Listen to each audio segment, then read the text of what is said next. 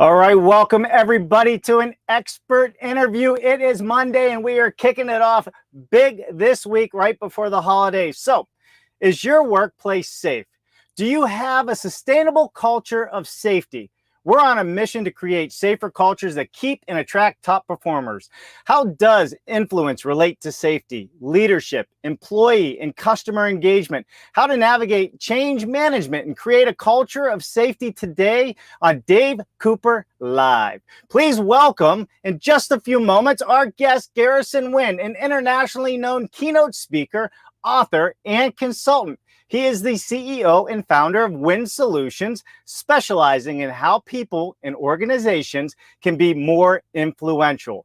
Recruiting and retaining top talent starts with safety. How do you move safety through your organization? Create accountability, maintain a high level of personal awareness, and still look out for each other. The answer? It's all about your level of influence. Influence plus trust plus value equals safety. So with that said, and without further ado, why don't we bring in Garrison Wynn, the safety expert, keynote speaker, Fortune 500 traveling guru. What's happening, Garrison? Not much. Thank you for that interesting yet disturbing introduction. I appreciate that. That was a lot.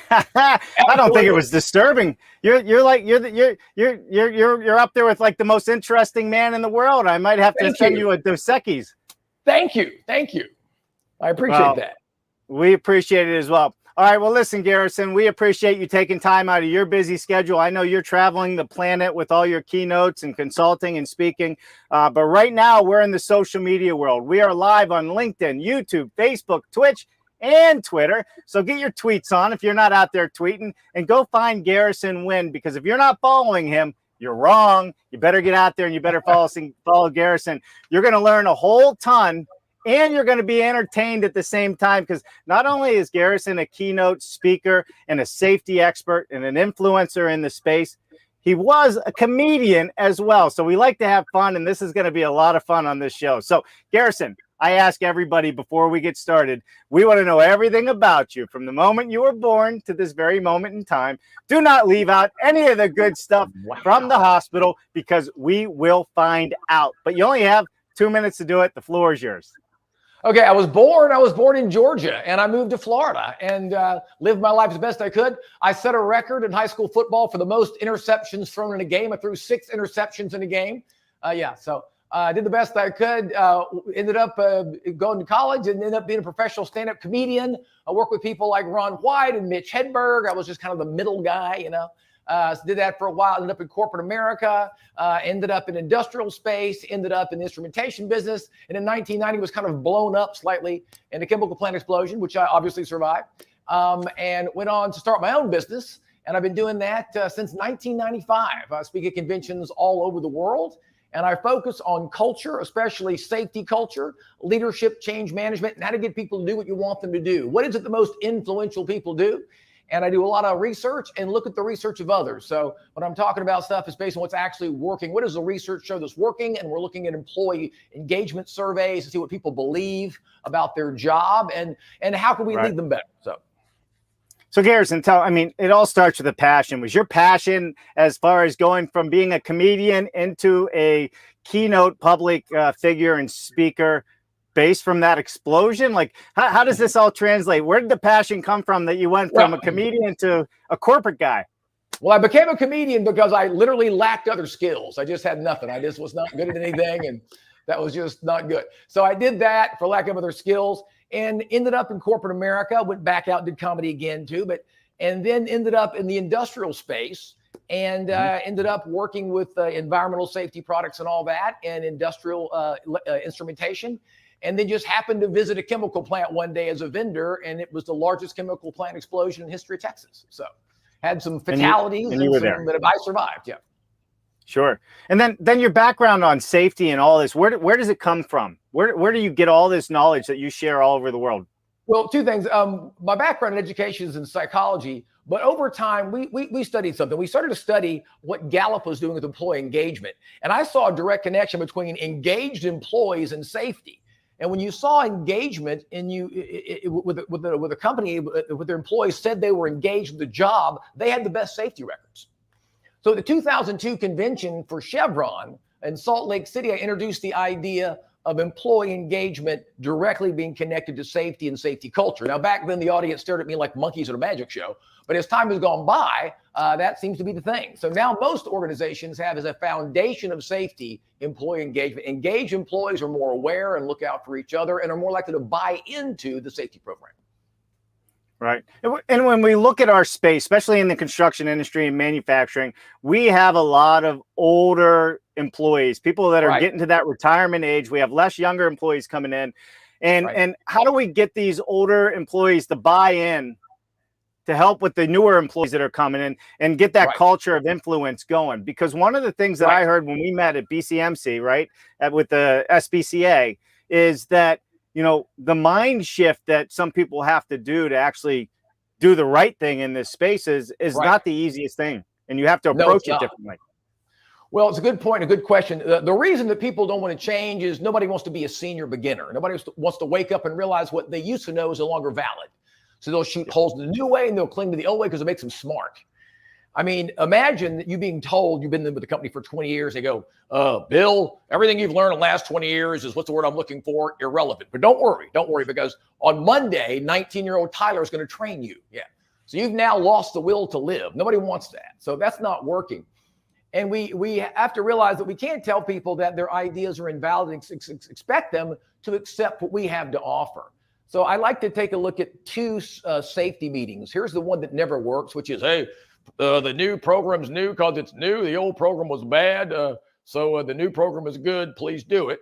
And there's the way that actually works, which is, let's take a look at the new program and show you how your existing knowledge, let me show you how what you already know now is going to help you the new way. And for these older folks, you make every connection between what you know they already know in their existing experience and the new way, and show them how what they already know now is similar to the new way. Once they can see the similarities, then you can show them how it's different or better. So it's similarities first and differences second. Yeah. And so, all right. So with that, similarities, all right, let me take this step back a little bit. So we have the senior beginners, right? Nobody wants to be a senior beginner, right? So there's that side of it. But what about the younger employees coming in? So there's a different approach on how you speak to them and work with them. How do you get those two to come together? Well, it's a big thing. First of all, with young people, the number one reason that people won't take an industrial job under age 30, according to research, is safety. They'll take a job for half the money at the mall across the street rather than work at the plant because of safety. So it's a huge issue. So showing young people how the job is safe and proving to them that it is an actual safe job is key. So they've got to buy in on the concept that the job is safe to begin with. But also, if you want to get buy-in from young people, you have to talk about what's working and be positive first before you talk about weaknesses. One of the keys to employee engagement with people, especially under age 35, the research shows, is that if I'm saying, hey, here's the problem, here's what's wrong, we're trying to fix the problem, that isn't nearly as effective as, hey, here's what's working, here's what's good, here's how you can be a benefit for us, here's how you at 25 years old can help the company succeed. Here are the good ideas, and now here are the problems we're going to work on. So as I said, similarities first, differences second. It's like, let's focus on strengths first, okay, and weaknesses second. So that's the connect between those two things. But I got to tell you, a lot of young people in anonymous interviews and surveys say, I was talking to someone who kept telling me what the problems were. And I wanted to know what's working first. Then I can look at what we can fix. Then I can be a part of a solution if I know what a problem is. So that's what we saw. Sure. And from a factory standpoint, you're working with small to mid-tier factories all the way to the Fortune 500, Caterpillar, National Mining Association, NFL, NASA, right? Are you seeing a common theme across the board with the manufacturing industry and how they are working with their employees? Is there anything that really stands out to you that's impactful? Yeah, here's what's working. Whatever flies out of the direct supervisor's mouth is the culture. No matter what you think or what safety ideas you have, when it flies out of Johnny's mouth talking to Tyler or talking to Jimmy, that is the culture. So your direct supervisors and frontline leaders have to believe. If they don't believe in safety, you don't have a culture. And the companies that are focused on training those frontline supervisors in leadership and communication and influence tactics have the gigantic advantage, and it shows up. Anywhere you look at employee surveys and it says, my boss supports me, He tells me how my job helps the entire company, and he shows me a future and shows me what's important and shows me how I make a contribution. Then you see incidents go down. Absolutely. Yeah. Across the board. Across the board. And so with this, even with today's workforce, you know, a lot of the younger generation, and this is something that our audiences in manufacturing deal with all the time, is like you said, they don't want to work. They don't want to be in a factory environment. And if they do want to be in a factory environment, they don't want to work 40 hours a week. That's true. Well, that's a whole big conversation we can have. Right now, 52% of people between the ages of 22 and 32 in anonymous surveys say they're not looking for a full-time job. That's never happened before. That's literally half a generation that is not looking for a full-time job. The impact of that we'll see in the next 5 years will be big. At the same time, retirements are in record numbers. So we're going to see employee shortages for sure. Now, if you want to take a look what that actually is, some of it's the job. So before I start talking about what's wrong with young people, and that's a conversation that's ongoing with everybody, so let's do something different. Let's talk about the job. So the job may not match the modern expectations of 24-year-old Dylan. Dylan, the names have been changed, protect the guilty, but we'll call him Dylan. And a 24-year-old Dylan is somebody who basically has a bot that recommends gaming selections for him and gets his Starbucks delivered to him at the gym. He lives in a world of desirable life hacks. Then he goes to work at a company that has 1990s processes and slow internet. So what does that feel like? That's a lot like having a job where you wash dishes by hand for a living and then come home and have an automatic dishwasher. It's ridiculous. So we have to, first of all, make sure that the job is matching the expectations of a modern employee. And that's a really, really big deal. Nobody wants that job. In other words, lately jobs suck lately. And some of that is because we have not upgraded the job to match the person that we're hiring. Well, sure. I mean, you bring in younger talent who grew up in the Internet of Things and, you know, fast internet speed and gaming, and they show up at work and they can barely get an email out because the internet's not working, or it's slow. It's going to drive them crazy, right? Not only that, when people feel that they don't have the things that they need, they start to lack awareness and emotionally check out. So what do you think that does? Dramatically improves the chance they're going to have an incident. So you can directly see some of these companies that have not upgraded what they're doing, and then you take a look and match that with their incident rate, and you start to see a correlation. Absolutely. So it's extremely important that now here's the thing. Now, if you got older people working there, they may be fine with that and not feel that way. So it's not necessarily this plant isn't retrofitted enough to be effective. That's not it. It doesn't match the humans that you have working there. That's the key. Right. Match their expectations, whatever those expectations are. You got to get a lot of your data, stick, and he's fine, but you know that's not everybody. But a lot of your data showed, though. I mean, we're losing workers left and right. Oh, yeah. So what does a manufacturer do that cannot get in the next generation of workers, or how do you get in the next generation of workers? Well, by making the job not suck, and what I mean by that quite specifically is that we've made work bad. Step one. Leaders. We stopped doing a lot of leadership training probably about 15 years ago, and now it's finally taking its toll.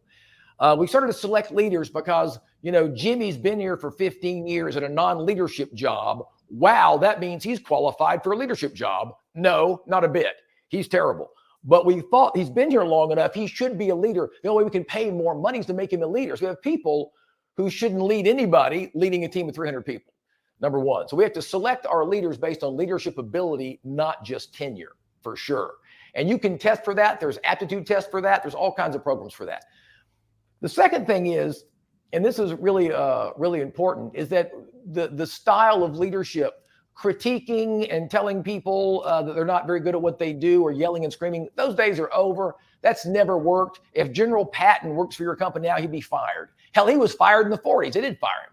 That type of military style management, autocratic management doesn't work a bit. And we're noticing that young employees quit in 2 weeks. They quit in 9 days. I mean, they're out the door on that. They're gone. Yeah, not working. Right. Well, we were talking about, right? Patton's good for war, but not good for social events. And running I had a boss that was very good if somebody was shooting at you. If somebody had a gun to your head, you'd listen to him. But other than that, no way.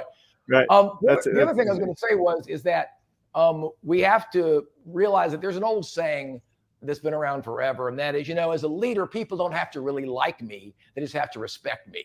Here's my question. How many people do you dislike intensely that you respect?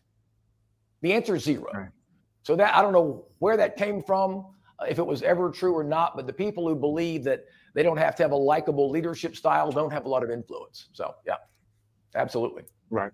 Right. I can see that. Walk me through this formula that we talked about in our opening monologue, right? Influence plus trust plus value equals safety. And I ask this is because is this formula based on what a CEO or a plant floor manufacturer manager or whomever that's in charge of, safety, or people in a workforce that are doing things that, there could be safety issues.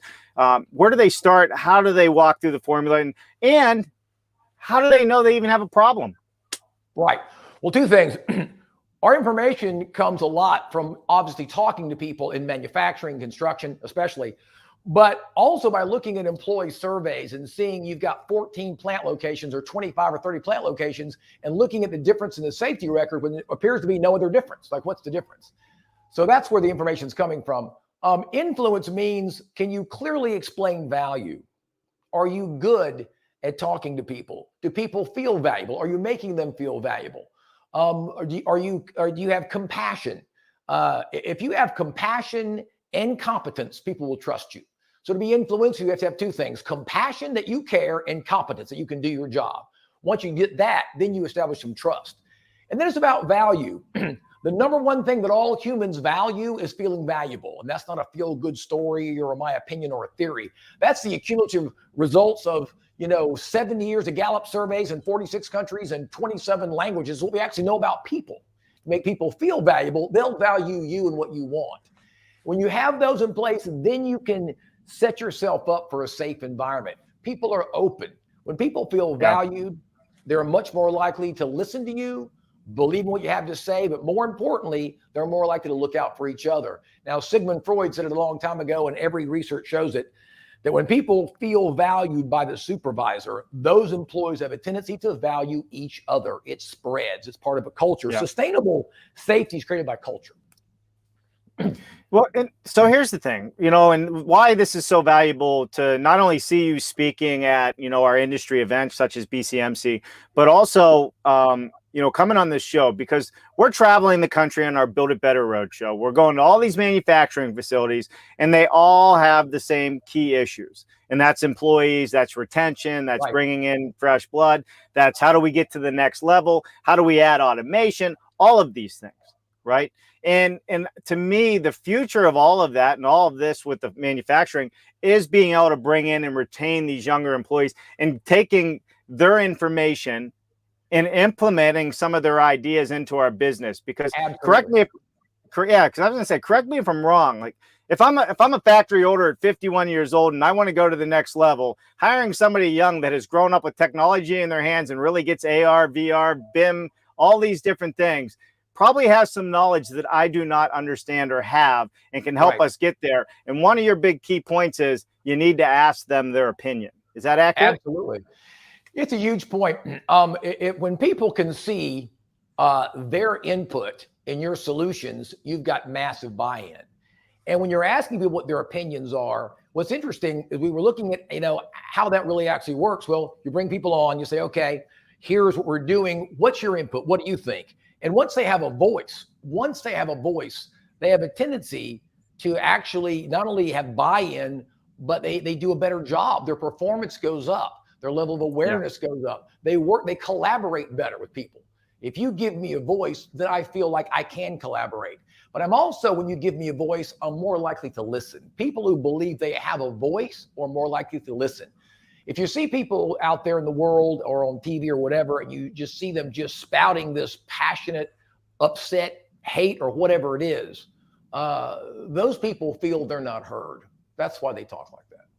Yeah. So it makes a huge difference. Well, it does make a huge difference because I do believe that, all of us have something to give. And old school, growing up, I was in the military for 10 years, was in the job sites, it was just shut your mouth and let's go. Right. But that's not how it is today. There's so much knowledge and so much information exchanged today that we have to look at the youth and we have to look at the people in our industry much different. It can't be the same old school. As we have a speaker in our industry called Margaret Wheel, her name's Margaret Whelan, and she says we have PMS. We're all pale, male, and stale in our industry. Right. And we need to get past ourselves. Well, the thing about it is what may have worked at some point just doesn't work anymore. You can't yell and scream at people and expect them to respond to that. Right. Years ago, I remember I had a boss that was very ineffective, and he was telling this to other supervisors. He would go, "Stop yelling at people." That's what he would say. So that was an interesting thing, that you transfer that. I mean, you can transfer that leadership style like a disease. And if people have to feel valuable, they have to feel heard. And, it's an interesting story. So I had a guy working for me years ago. This guy was fantastic. Everything he touched turned to success and safety and profitability. And this guy was responsible for 28% of the entire company's revenue. One person working for me, I coached him up. Thank you. One day, number one was wrong. Well, yes, he was. He wasn't safe. And I was right. Oh, yes, I was. And I walked up to number one that day, and I looked at him and all his wrongness, and he looked at me and all my rightness, and I explained with great charismatic flair how incredibly wrong he was and how incredibly right I was. And I was so impactful and articulate that he agreed. And then he quit. He quit. Yeah, he quit. He left. I learned a big lesson that day, and that is, if you criticize others' ideas too much, they'll almost never use yours, no matter how good they are. And so this idea that we can really criticize people and then expect that somehow they're motivated, it's just not working. And for the people under 35, they're literally walking out the door. I mean, just in droves. Yeah, in droves. Yeah.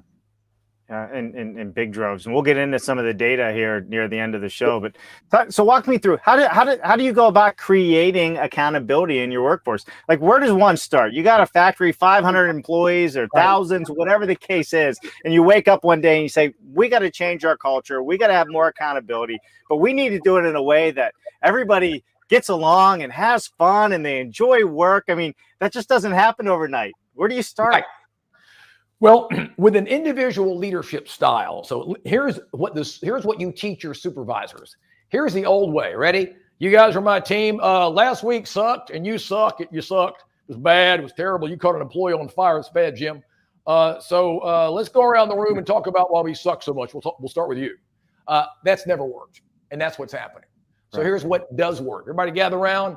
The meeting last week was terrible. We had a problem. It was an issue. It was bad. As the leader, I'll talk about what I think I could do differently. Clearly, maybe a longer meeting with more detail in it. Maybe I'll talk more about how to scale this out long term. I think that's the role that I can play as leader. That's what I'll do differently. What are you guys going to do differently? I'll start with you. The number one way to hold people accountable is to hold yourself accountable in front of them first. It works every time. It's a guarantee. It's a lock. And that's the one thing, the simple thing that you can, if the supervisors are willing to do that, their level of influence goes through the roof. They gain respect and they get it quick. And even if you have screwed up for 5 or 6 years or whatever it is, you can come back and say, hey, look, I think I've been doing this the wrong way. Let me switch tactics. And we've seen the switch happen. Boom. Highly effective. You didn't just have to start at the gate with it. You can actually switch and make a difference. That's the first thing you would do. That's the very first thing you would do. And then a sustainable safety culture is created by communication and value. So to let everybody know that their voice is important. It's not just the old safety thing. If you see something, say something. It's like, hey, no one knows more about what's safe or unsafe than those who do the job. They have to know that. They need to know that that no one knows more about safety on the job than those that do it. And say, hey, it's okay to say, bring us some suggestions. Let's talk about it. But then you have to manage the difference between a complaint and something you can actually put into play. And that's also a part that can be managed as well. But those are some basic things to get started. And that's actually, we're watching companies do it now, and it's working. That's not a theory. That's happening right now. And that is happening right now. So where does a company start? What questions should people be asking themselves to figure out, do I have a problem? And if I do have a problem, what are the steps I should be going through to figure out how to resolve the problems, whether it's culture, whether it's safety, whether it's influence. Right. I mean, there's a lot of different things here that you do that's just, all intertwined, but it's a big bubble until somebody says, start here. Right. Well, the first thing you have to ask yourself a question is that, what's your retention rate? How long do people work for you? Do you have a lot of loyal employees who have been there for a long time who like you in the job? Or do you notice you have a hard time holding on to people? Do you have people who come and sit in your office and say, look, I've liked being here for a while and you guys are great. And they just say all this stuff and they just, no matter what they say, they keep leaving. And if you're having that issue with retention, then that's something you can fix. The good news is it's your fault. And the better news is when it's my fault, I can fix it. If I'm a victim of circumstance, it's over. But the minute I take a look at the role that I play in my own problems, I can fix it. We're finding that leaders and cultures and companies can say, hey, we have a problem retaining employees. Step one, are you doing employee surveys? Do you actually know what your employees are thinking? 79% of the employee surveys we saw nationwide, we had a couple of industrial psychologists just dig through a whole bunch of it in multiple industries, 79%. In the exit interview, when people left, said that my boss doesn't talk to me, nobody's paying attention to me, that I'm being ignored. 79% said they were being ignored, and they left because they're being ignored. People do not quit companies, they quit bosses. And people don't leave an industry, they leave a situation they didn't like. People don't work for an organization, they work for their direct supervisor. So you have to really go in and fix the way leaders are talking to people. What does it actually feel like to work for your organization? What does it feel like? I mean, and the number one thing we found about the number one complaint that we saw about a job was getting work put on you when you hadn't finished the last thing they gave you. That was the number one thing, that I'm working on something, and as I'm working on it, my boss wants to give me something else to distract me away from what I'm doing now. And just so you know, that's about as unsafe as it gets. When someone believes they're doing a task that makes sense and then you dump something else on them. So not only was it the top complaint, it affected safety as well. So there's the existing employees, but then there's the culture and the hiring experience you have to bring in new employees, right? So we're talking about existing problems, but they're all trying to bring in new people as well. But you can't have one without the other. You got to fix the culture and the safety and the influence and the accountability, so you can not sell it, but sell it to the people you're trying to hire so they can buy into the culture. But here's what's different. 25-year-old Dylan, who has a terrible job, is communicating with 975 people online that he has a good relationship with. He may know 4,000, but 800 or 900, he's communicating with on a regular basis. He is telling everyone that his job sucks every day. What do you think that does for your company? You want to know why nobody? You're not getting the applications? Think about that. Well, you know what? Hey, just go to that. There's a website, right? Glassdoor and some other things where people just post stuff about where they work, and it can be detrimental because everybody's looking at it these days. But Glassdoor requires somebody to go see that. I'm talking to people who are 25 years old. Right. And in a single day, they posted to 1,000 people, 25% potential employees of a company, that nobody should work here. And they're doing that all over the country. That's happening every minute of every day. So what that means is that you have to solve your employee engagement problem at your company to attract the workforce that you need. So we can talk about recruiting, and I can talk about that, but it's difficult to bring people in if it's a known fact that there's something wrong with the culture. And what happens, you run off the people with talent and hang on to the people who don't have any. That's typically how that works. All right. We have a shrinking workforce. So how valuable is taking this information and making your place the best place to work so you can get that top talent? Because I mean, the workforce is shrinking, and you don't see it stopping anytime soon. Can you walk us through some of these numbers that people really should be concerned with? Number one, 4.2% of the working population quit their job in the last 90 days in the United States of America. There's nothing like 4.2%. That's all. 4.2% of the entire workforce has quit. They just not 0.042. Not 4.2. So nothing ever happened like that. I think 50% of the people over 50 are now retired. That's never happened. I talk to some of these people retiring. They're like, I don't want none of this. They're like, I'm done. I don't want to. I just heard about the new thing that we're doing. We got the new software, the new people, and I now quit.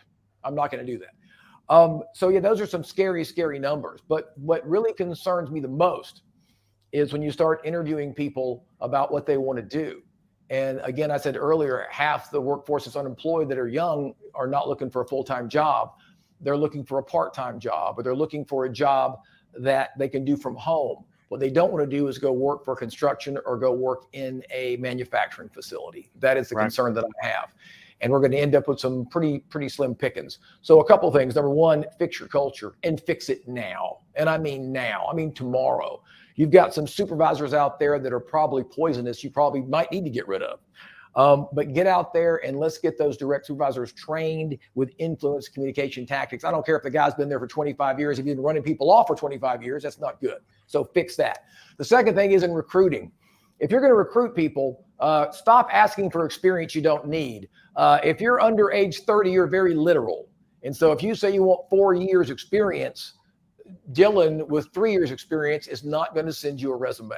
He's not going to apply for the job. So stop asking for experience you do not need. That's a real thing. They're that literal. Just ask them. The other thing is if you're going to recruit, you got to recruit from an area similar to where you are. If you're in Mavis, Arkansas, you're not going to get people from New York City to move to your town to work there. It's never going to happen. So make sure that you're pinpointing recruitment areas if you're recruiting from out of town in a similar environment. You want to recruit from an area that's similar to where you are. No one wants to move from a big city to a rural area or the other way around. The other thing is make sure that you're letting people know what makes the job better. What do you have that makes your company special? And that means you want to take a look at it. Everybody's got something special. What is it that makes your company better than the competition? That's a marketing conversation that you need to have that's extremely important. But those are the three big things right there. Yeah. Well, I mean, I think they are. I mean, they're really big things. And I think that the idea of having master's degrees and all these different things for these qualifications, I can relate to, Garrison, because I remember when I got out of the military, I had an uncle that told me, I don't care what that paper says, just send your resume. And if they like you and they think you can do the job, they're going to hire you.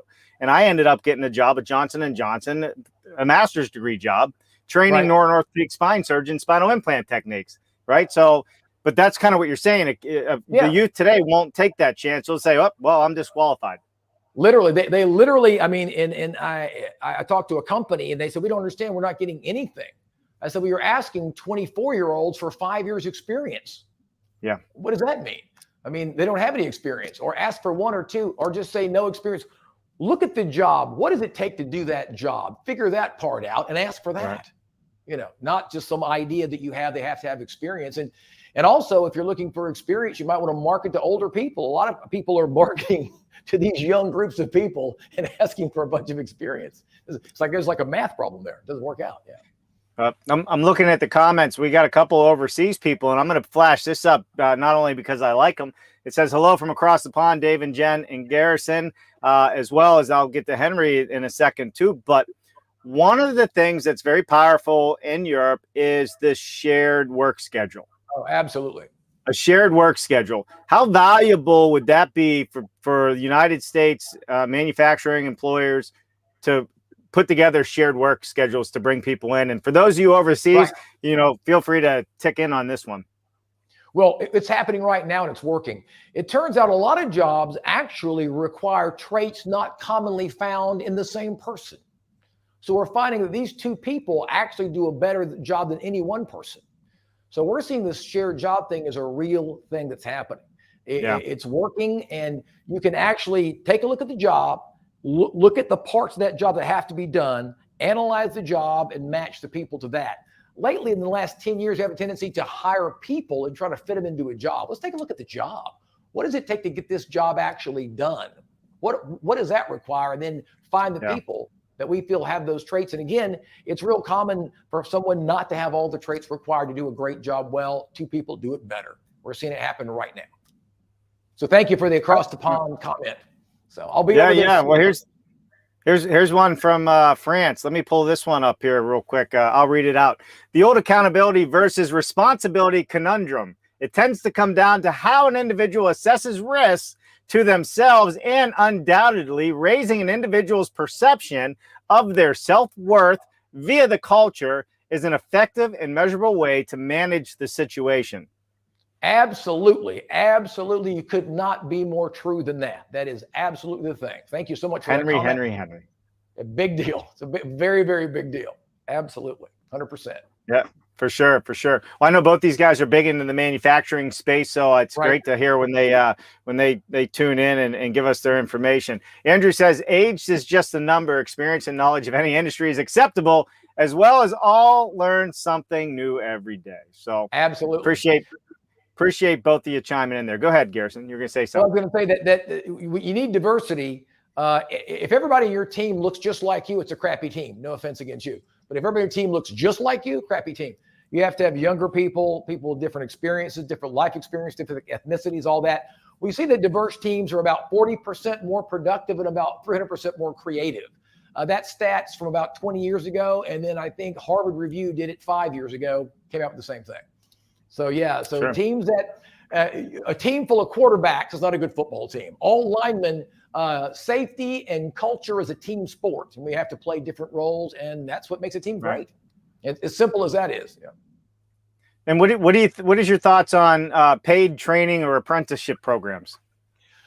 I like them both. I do like them both. I think apprenticeship programs can work, but you have to have dedicated people who want to actually do it. And sometimes it's hard to find those people. But you have to make sure that you don't get anybody doing that unless that's their vocation. They really want to do that.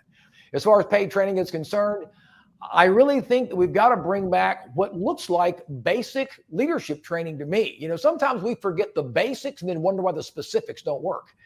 You've got leaders out there that don't have any leadership training at all. They're managing people without knowing just the basics of leadership. So I think that especially direct supervisors that come in and do a simple program. I've seen programs that are just 3 hours and they maybe 4 3-hour segments, and it changed everything for the company. Changed the culture just by exposing those people to that kind of stuff. So simple and mandatory these days. You know, you the comment earlier about 4% plus workforce leaving and not coming back.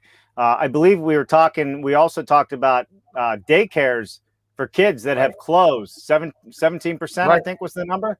Right. So that means the diversity in our workspace is getting slimmer even there as well, because we need, especially in our industry, we need more women. We need their minds. We need their detail. We need all in our industry, and we definitely need more ethnicity in our industry as well. So that's kind of leading me up to, you know, is the Great Resignation real? You know, are we in the midst of the big quit, as you said? Yeah, well, the big quit is a big deal. And so I'm going to be careful with my words here, because this is maybe the biggest thing that we're going to see in a long time. So what's happened is that human beings have worked for a while. They've heard their parents talk about work. They've compared their experience. And it used to be that someone wanted to work hard to support their family. A man or a woman works hard to support their family. Now it's kind of like, maybe I should be with my family. Maybe I should not work so much. Maybe I should be there. Maybe I want to see my kids grow up more specifically and more hands-on. Maybe, you know, I don't need a beach house. Maybe we can just do it in the yard, and I won't work so much to pay for a beach house. Maybe I want to be in my underwear watching some weird Ben Affleck movie because that's what I want to do. Maybe I don't want to go out the door to work anymore. Maybe I have not gotten emotionally enough out of work. Maybe I don't want all the things that cost all that money. Maybe I don't want to be part of a consumer culture. So that's the direction a lot of people are going or thinking. So there is that people simply don't want to work like they used to want to work. I think if you combine that with a poor leadership, poor cultures, some young people maybe that were given a message growing up that life was fair, and they learn later on that it's not, and they get disgruntled easily. They get disappointed easily. I think you put all those things together, and that's where we are. Yeah, I agree with you, and I also think that it's just there. We missed the generational shift of how to talk to one another. Right. And I think that's harmed us, huh? Yeah, go ahead. I was going to say, I think that's harmed us in this process. And as technology grew so fast between my generation and the generations before us, that, you know, we didn't keep up as they were keeping up. And that puts a pretty big wedge in between where you're at and where they're at. And I think, you know, that's part of the problem. You know, we weren't looking far enough ahead our generation, or we were just getting beat by technology and we were already so busy in our jobs, like that was just secondary. Right. Well, I get concerned when you have a room full of people and you have half of them are, in their 20s or early 30s.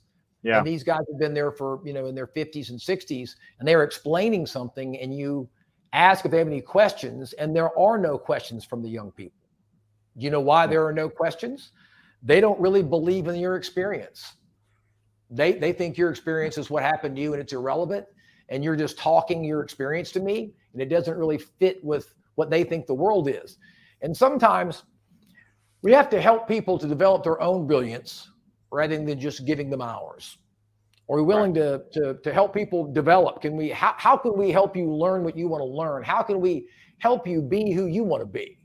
I think that's an important part of leadership today that's being missed, for sure, because I get concerned when there's so few young people in the workforce. You hear all these stories, right, about we have all these millennials in the workforce, half the workforce is millennials. That sounds great. I speak at conventions for a living for 26 years. And I can say, raise your hands if you're under 30, and it's 3%, 4%, and 5%, city to city, company to company. Maybe in certain genres and industries, technology, tech conference has maybe a lot more young people. But it's really odd to see the largest generation that's ever existed have the smallest footprint in our business. Right. And where are they making their money? Well, how they survive? They're living at home. They're living at home. And we did it. We did that. We said, you know what? I've got 4 kids. I'll send 2 to college and I'll keep a couple at home. keep one. Here, the thing about it is, though, nobody's got 4 good kids. I got 4 kids, are all doing great. If you got 4 kids, one's on your couch smoking weed in your bathrobe right now, nobody has 4 good kids. If you got 10 kids, one's in prison, okay? So what that means is there's always a percentage of people that aren't going to do what you want them to do. Right. And the worst leadership strategy on earth is wishing people were like you. That's the worst strategy. So understand that there's always a percentage, but I'm telling you, it's not everybody. Before we start, putting out our judgment machines on these millennials, what would you have done in their circumstances? What would you have done with all those options? Right. What would you have done if the world told you that message that they received? What would you have done? So little babies aren't born with issues. We give them issues. These young people are entitled. Little babies, that baby's entitled. Little babies aren't born entitled. So my point is that we kind of did this. We had an idea about parenting, and I think it caused some issues. I don't think you can tell 5-year-olds that life is fair. I don't think you can do that. I think, they didn't tell you that, Dave. Nope, they didn't tell me that.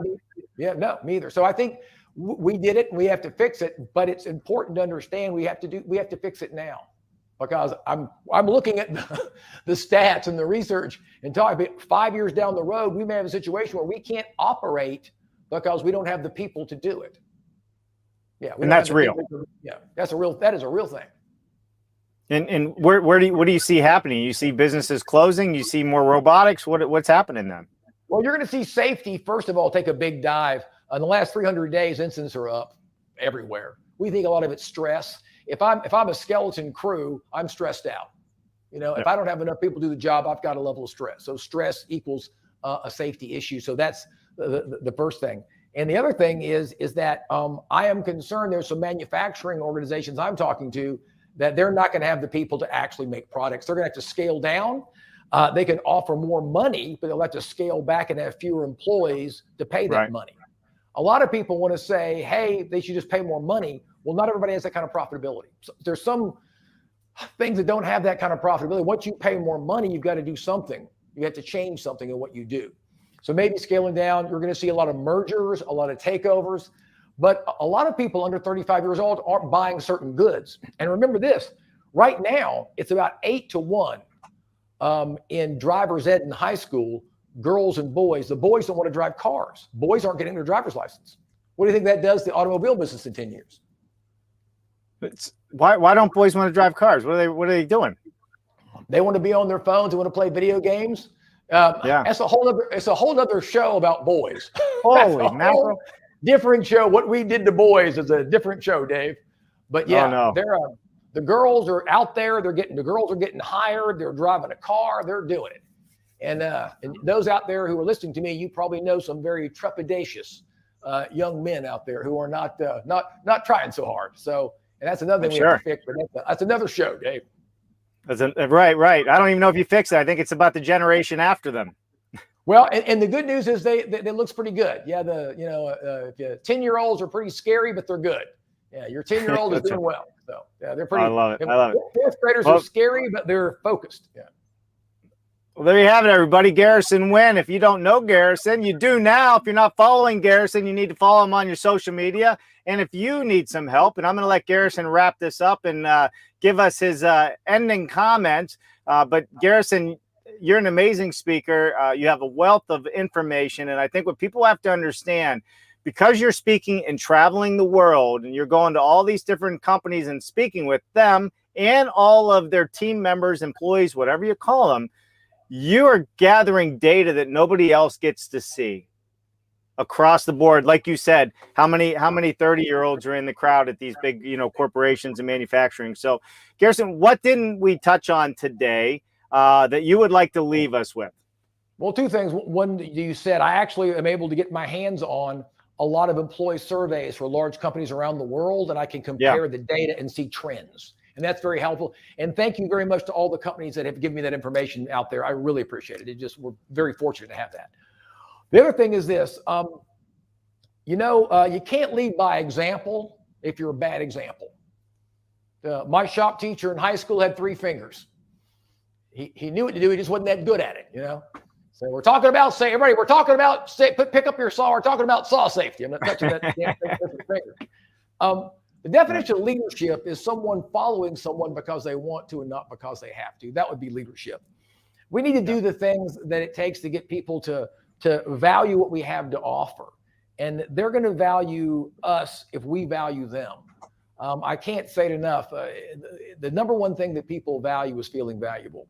And whatever your company does or whatever your culture does to create valued employees, it's going to create productivity and safety and profitability and everything. So just that simple act of focusing on making people feel valuable changes everything. As simple as that is. As I said earlier, sometimes we forget the basics and wonder why the specifics don't work. Yeah, for sure. Well, I'm gonna flash up at a comment here and another one. Andrew Wilkinson says, would be interesting to see the data, Garrison. So we'll tell you how you can find Garrison if you want to have some more conversation, talk about that. And I'm gonna round up with Henry Mickelberg's last. He wrote a book. We have to admit that the education system has been suppressed by the tech. All the previous educational snobbery is history. Computational design is just better in every way and makes you obsolete. As long as we can find a way to ascertain if your people can do what you want, enjoy it, and are remunerated without being complacent, things should work out. Man, big words from Henry there today. So, all right, so let's put this up. Where's the best place to find you, Mr. Garrison Wynn? I'm going to put your contact across the bottom as well, but go ahead, plug yourself so people know who you are, where you are, and where to get a hold of you. You can go to GarrisonWynn.com. That's GarrisonWynn.com. And you can go to the drop-down menu and look at topics like safety and like employee engagement and like leadership. And you can check out what we're doing and contact us directly, fill out a form, and we'll be glad to answer any questions you have about anything. And if I can't help you, I will direct you to somebody who can. Absolutely. Well, and that is it. Garrison, you not only speak, but you consult, you help people work through their issues. You do a lot more than just run around and jump on stage. So I think people really need to understand that. We do a lot of specific consulting and training, especially in helping people develop their culture and helping leaders to be more effective, but also about presenting ideas. Can you clearly explain the value of an idea? We consult in that area as well. Can you clearly explain the value of safety? Right. Can you sell it up? Can you sell it down? That kind of thing. So. And that's it. If you want to change your culture, you want to change your safety program and actually do it in a fun way. Sounds like Garrison to me is the right person to bring in. He's not going to bore everybody, and he's going to make it interesting and fun. That's the way I see it. One last comment, then we're wrapping up. Andrew Stevenson, great presentation, Garrison. You have an amazing way of expressing the data. So thank you very much, Andrew. We appreciate that. So for all of you out there that are watching on LinkedIn, YouTube, Facebook, Twitch, and Twitter, get your tweets on. And if you are not subscribed to our new and growing YouTube channel, we're well over 100,000 views already. We've only been up for less than a year, I think it is. Go to our YouTube channel and check it out. Garrison, don't go anywhere. We'll come back to you after the outro. Everybody else, we will see you Wednesday. We're going overseas.